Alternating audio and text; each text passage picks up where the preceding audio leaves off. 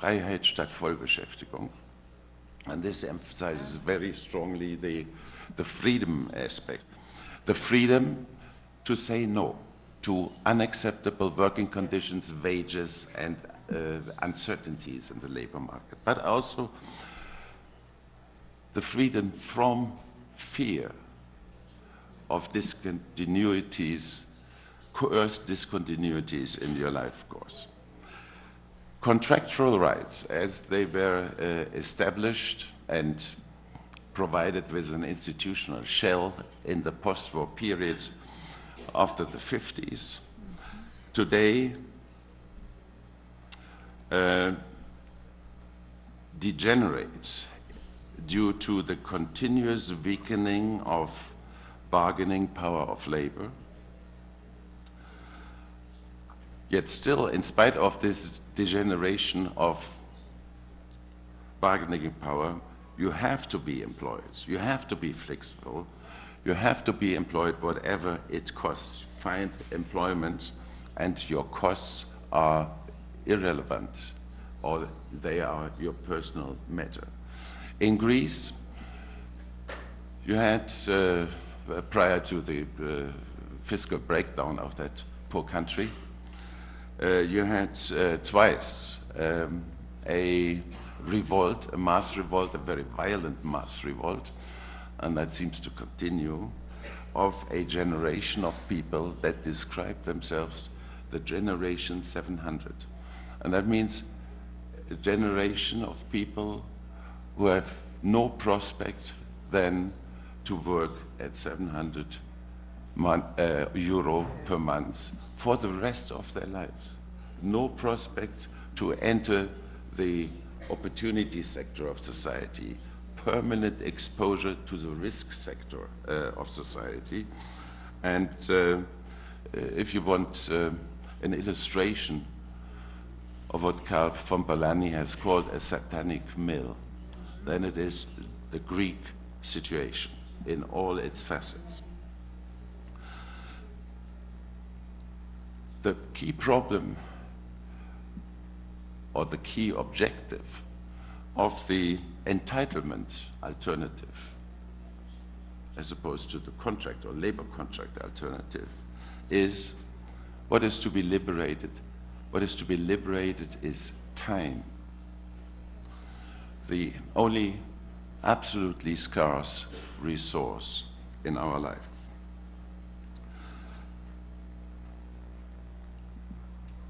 Someone has proposed a nice thought experiment, which impressed me very much 30 years ago or so. And I still remember it. Let me, suppose it's Monday morning, 8 o'clock. You get up and think about what you want to do, what you need to do, what you need to maintain your self-respect and your identity and good relations with people that are relevant for you.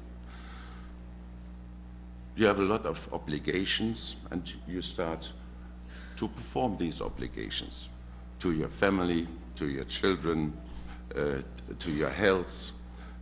You want to make wise consumption decisions, and for that you need to read and compare and consult with others. This is all very time-consuming.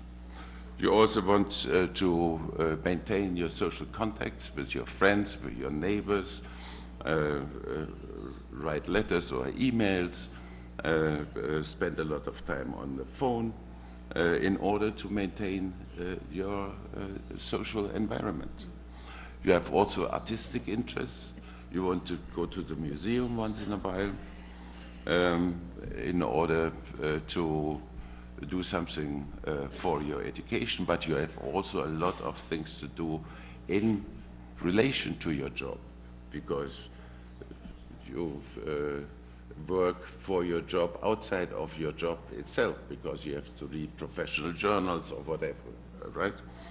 You also want to perform a minimum level of political involvement. You are a member of an association or a political party, and you have to read newspapers in order to remain a good citizen and get other information, and so on. So after you have done all this, it is late Wednesday evening, right?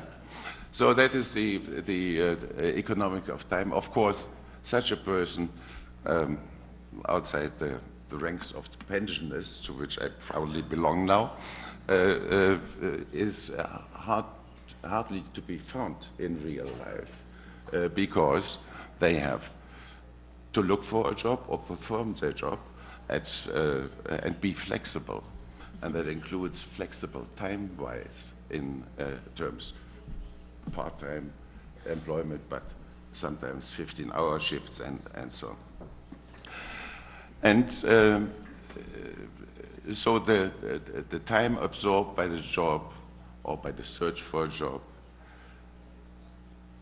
displaces and pushes to the side everything that I have just mentioned. Sure. In New York, in the supermarkets, I see regularly 16-year-olds who perform the job of packing grocery bags for the customers in the supermarket. And they do that on a permanent basis, not as a holiday job, which would be bad enough, but they do this on a permanent. Every time I see a person doing this, I think of the opportunity cost that results from the fact that he or she does not have the chance to do something else. For instance, to learn, to study, and to qualify himself or herself. So the opportunity cost of being involved in the coercive mechanism of the labor contract is what is key here. What do we need free time for? Let me spell out some of the implications of the little story from Monday morning to Wednesday evening I just mentioned. For one thing, democracy is an extremely time-consuming arrangement. You need time for democracy, not just for casting your vote. That is 20 minutes every 4 years, right? That is negligible. But you need time not just for registering your preferences, you need time, and more time, for forming your preferences, to find out what you really want and with whom you want to do it. Finding out what you want is a process that is now among democratic theorists often referred to as the process of deliberation. You have to talk to others on a face-to-face basis in order to learn in a respectful, mutually respectful context what the arguments of the other side are, in order to find out what your own arguments are for the formation of a political preference, identification, for instance, with a political party or an association. So you need to get information, to talk to others, join associations, and so on, all of which is time-consuming. And you need free time in order to do that.